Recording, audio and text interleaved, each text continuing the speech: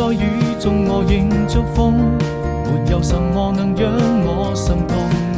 春風輕輕吹過你眼中那迷人的笑容，我的天空變成了一片朦朧，把它吹得無影無蹤。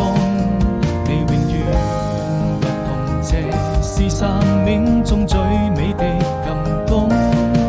年復一年，花開花落，這為來到你的身邊，或有海闊天空，就把它唱勝過。對你的思念，若陣微風輕輕吹過，我要跟你訴說多感動。